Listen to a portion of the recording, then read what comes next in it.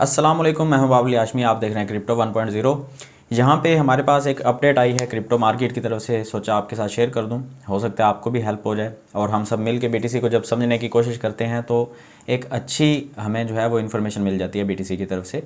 यहाँ पे Matthew highland की तरफ से, ये ट्विटर के ऊपर एक अकाउंट है मैथ्यू हाईलैंड का, 1 लाख से ऊपर इनके फॉलोअर्स हैं। यहाँ पे ट्विटर के ऊपर एक अच्छे एनालिस्ट हैं। ये हिस्ट्री के बारे में हमें समझा देते हैं। यहाँ पे बिटकॉइन 2018 का जो चार्ट है, इन्होंने 3 डे की कैंडल के ऊपर, ये आप देख सकते हैं 3 डे की कैंडल के ऊपर इन्होंने बताया है कि जून से लेकर अक्टूबर तक का ये डिसेंडिंग ट्रायंगल एक बना था और वो टूट गया था नीचे की तरफ। और हम देखते हैं कि क्या इसी तरह से हुआ है या नहीं। और इसी तरह से इन्होंने बताया कि 2022 में भी जून से लेकर अक्टूबर तक का डिसेंडिंग ट्रायंगल दोबारा से बन चुका है और ये तकरीबन सेम है। यहाँ पे RSI को देखते हैं तो यहाँ पे थोड़ी सी प्रॉब्लम आती है। RSI यहाँ पे कुछ और है और यहाँ पे कुछ और ही दिखा रहा है। तो हम देखते हैं कि ये सेम चार्ट इसी तरह से है या नहीं है। तो चलते हैं हम जो है वो कंप्यूटर की स्क्रीन पे और ये देखते हैं, एनालिसिस करते हैं हम खुद अपनी नज़र से। ठीक है, मैथ्यू हाईलैंड की बात के ऊपर हम मुकम्मल ट्रस्ट नहीं करेंगे।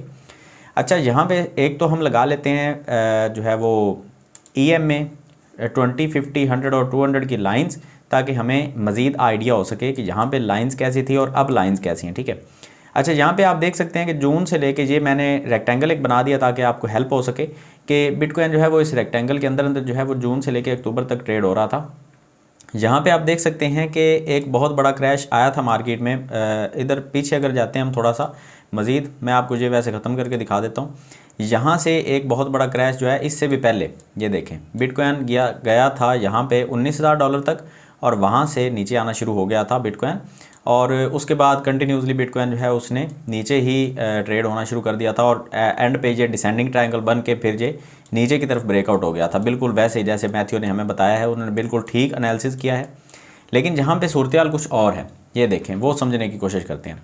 यहाँ पे हुआ क्या था कि जून से लेकर अक्टूबर तक ये जो डिसेंडिंग ट्रायंगल है, ये नीचे वाली लाइन के साथ साथ आप देख सकते हैं कि बार बार नीचे वाली लाइन के साथ टच होकर ट्रेड हो रहा था। ठीक है, और जो ऊपर वाली लाइन है, अगर हम इसको सेट भी करते हैं दोबारा से, ये देखें तो कुछ इस तरह से ये लाइन जो है वो ड्रा हो सकती है। ये देखें, ये मैं आपको मज़ीद जो है वो क्लैरिटी देने के लिए ये समझा देता हूँ। ये लाइन कुछ इस तरह से ड्रा होगी, ये देखें। ठीक है, अच्छा, अब ये जो ट्रायंगल है, ये देखें डिसेंडिंग ट्रायंगल, ये यहाँ तक तो बिल्कुल वैलिड आ रहा था। ऊपर वाले भी पॉइंट अच्छे तरीके से टच हो रहे थे और नीचे वाले भी टच हो रहे थे। ठीक है, लेकिन यहाँ से क्या हुआ कि मार्केट जो है उसने ब्रेकआउट किया था ऊपर की तरफ, जो कि हम अगर थोड़ा सा गौर से देखें तो ब्रेकआउट ऊपर की तरफ होने के बाद रीटेस्ट भी हुआ था और मार्केट को बड़े अच्छे तरीके से मैनिपुलेट किया गया था। मैं आपको यहाँ पर दिखाता हूँ, लोडिंग हो ले अभी। अच्छा, इसको हम रेक्टेंगल को ख़त्म कर देते हैं ताकि क्लियर नज़र आ सके। ये देखें, ये हुआ कुछ ये था कि मार्केट को मैनिपुलेट किया गया था। मार्केट ने ब्रेकआउट ऊपर की तरफ दे दिया था और ये जो डिसेंडिंग ट्रायंगल है ये इनवैलिड हो चुका था। ठीक है, यहाँ पे कभी भी जब ये ऊपर की तरफ ब्रेकआउट करता है और नीचे फिर दोबारा से आता है, तो उसके बाद या तो ये कुछ इस तरह से ट्रेड होना बनता है और या फिर ये ऊपर की तरफ जाना बनता है। ठीक है, ये कभी भी ऐसा होता नहीं है कि ये नीचे रीटेस्ट भी करे और वापस से मार्केट नीचे भी गिर जाए। ये ऐसा होता नहीं है। ये मार्केट को मैनिपुलेट किया गया था यहाँ पे, अगर आपको याद हो तो ये बहुत दफ़ा हो चुका है ऐसे। अच्छा, अब जो ट्रायंगल हमारे पास बन रहा है, क्या वो भी ऐसे ही है? और यहाँ पे RSI को भी देख लेते हैं। RSI यहाँ से अगर हम देखते हैं तो ये जो लाइन हमें नज़र आ रही है, ये बिल्कुल एक स्ट्रेट लाइन की तरह ही हमें नज़र आ रही है। और RSI जो है वो बिल्कुल, अगर हम इसके ऊपर भी एक लाइन लगाते हैं, ये देखें, तो ऊपर वाली लाइन जो है वो हमें बता रही है कि यहाँ पे मार्केट जो है वो गिरने वाली है। यहाँ पे भी एक डिसेंडिंग ट्रायंगल जो है वो भी ड्रा हो सकता है, ये देखें। ठीक है, तो ये एक डिसेंडिंग ट्रायंगल RSI में भी ड्रा हो गया और इसके बाद जो मार्केट है वो नीचे गिरना शुरू हो गई। अब चलते हैं हम करंट मार्केट के ऊपर और देखते हैं कि क्या अभी भी वैसे ही है। ये देखें, ये हमारा डिसेंडिंग ट्रायंगल बन चुका है और ये भी सेम, ये देखें, उसी तरह से ये भी अब ब्रेकआउट ऊपर की तरफ हो चुका है। अब यहाँ पे देखना ये है कि RSI जो है वो हमें क्या बता रहा है। वहाँ पे RSI क्या कह रहा था कि RSI ऊपर से नीचे की तरफ आ रहा था। अब यहाँ पे RSI की सिचुएशन थोड़ी सी अलग है। अगर हम यहाँ से ड्रा करना शुरू करते हैं तो आप देख सकते हैं कि यहाँ से RSI जो है वो कंटिन्यूसली ऊपर की तरफ जा रहा है, ये देखें। ठीक है, तो RSI में हमें डिफरेंस नज़र आ रहा है। अगर हम यहाँ से भी ड्रा करना शुरू करते हैं, इस लाइन से भी, तो RSI की जो ऊपर वाली लाइन है वो हमें डिसेंडिंग लाइन नज़र नहीं आ रही, थोड़ी सी असेंडिंग ही है, या फिर स्ट्रेट कह सकते हैं आप इसको। नीचे वाली जो लाइन है वो भी असेंडिंग है, ऊपर वाली भी असेंडिंग है और RSI इसी के अंदर ही ट्रेड हो रहा है। अब यहाँ पे बिल्कुल ये मुमकिन है कि RSI की ये जो लाइन है, ये वाली लाइन, ये थोड़ी सी नीचे आए और इसके बाद टच करके वापस चली जाए दोबारा ऊपर, ठीक है, और फिर इसको टच करके कुछ इस तरह से ये सीन बने, ये बिल्कुल मुमकिन है। लेकिन जो ज़्यादातर, मैं आपको एक चीज़ थोड़ी सी और भी समझाना चाहूँगा, हम थोड़ी सी हेल्प ले लेते हैं 50 की मूविंग एवरेज से। इसको लगाते हैं तो आप देख सकते हैं कि 50 की मूविंग एवरेज मार्केट के बिल्कुल करीब है और मार्केट ने इसके साथ एक छोटी सी रिजेक्शन यहाँ पे ली है। अब यहाँ पे ये जो रिजेक्शन है ये कब तक चलेगी ये कुछ कह नहीं सकते। मार्केट दोबारा से रीटेस्ट करके अगर तो इसको ब्रेक करके ऊपर निकलती है तो एक बुलिश ट्रेंड स्टार्ट हो जाएगा और हम देखेंगे कि बिटकॉइन एक अच्छा सा हमें जो है वो बुलिश मोमेंटम दिखाएगा। अगर हम इसको ख़त्म करके एक्सपोनेंशियल मूविंग एवरेज से हेल्प लेते हैं तो ये देखें, यहाँ पे हमें ये नज़र आ रहा है कि 20 की जो एक्सपोनेंशियल मूविंग एवरेज है, EMA की जो लाइन है वो हमें रेजिस्टेंस के तौर पे काम करती हुई नज़र आ रही है और बाकी लाइंस भी मार्केट के करीब आ रही हैं। अब ये जो जितनी करीब आती जाएंगी और 20 की लाइन जितनी ही मार्केट के साथ चिपक के चलेगी और मार्केट को लेके ऊपर निकलेगी तो एक बुलिश मोमेंटम स्टार्ट हो सकता है। यहाँ पे RSI जो है सिर्फ वो हमें ये बता रहा है कि मार्केट जो है वो ऊपर की तरफ जाने के ज़्यादा चांसेस हैं, ना कि पिछली 2018 की तरह मार्केट के गिरने के चांसेस हैं, जो कि मैथ्यू हाईलैंड ने हमें बताया है कि मार्केट यहाँ से नीचे गिरी थी, अक्टूबर के बाद मार्केट नीचे आ गई थी, अब अक्टूबर चल रहा है तो इसके बाद मार्केट जो है वो नीचे आ सकती है, ये इन्होंने बिल्कुल बताया है। लेकिन RSI जो इन्होंने ड्रा किया है ये यहाँ पर थोड़ी सी हमारे साथ इन्होंने जो है वो चीज़ अच्छे तरीके से शेयर नहीं की। ये आप देख सकते हैं RSI को यहाँ से ड्रा करके कुछ इस तरह से लाना था, ऊपर वाली लाइन को भी हमने मद्देनज़र रखना होता है। यहाँ से देखें तो RSI जो है वो एक असेंडिंग ट्रायंगल बना रहा है, डिसेंडिंग ट्रायंगल नहीं बना रहा 2018 की तरह, तो ये एक डाइवर्जेंस होता है, इसको भी जहन में रख के चलना होता है। तो बिटकॉइन का अभी का जो चार्ट मुझे नज़र आ रहा है, मेरी प्रेडिक्शन ये है, मैं आपको अब फाइनल कंक्लूजन दे देता हूँ कि मेरी प्रेडिक्शन ये है कि बिटकॉइन जो है वो अभी कुछ देर यहाँ पे ट्रेड होके फिर ऊपर ही जाएगा और कम से कम हमें 24,000 तक तो जाता हुआ आराम से नज़र आएगा। ये मेरी प्रेडिक्शन है, ठीक है। इसको आप स्क्रीनशॉट लेके रख सकते हैं, मैं भी यहाँ पे इसका एक स्क्रीनशॉट लेके रख रहा हूँ। हो सकता है कि मेरी प्रेडिक्शन बिल्कुल ठीक हो जाएगी तो मैं फिर आपको ये स्क्रीनशॉट बाद में दिखाऊंगा, क्योंकि RSI जो है वो एक स्ट्रॉन्ग सिग्नल दे रहा है कि मार्केट अब ऊपर की तरफ जाने की तैयारी कर रही है। यहाँ पे अगर हम नैस्डैक को देखें तो नैस्डैक ने भी कल हमें एक अच्छा सीन दिखाया है।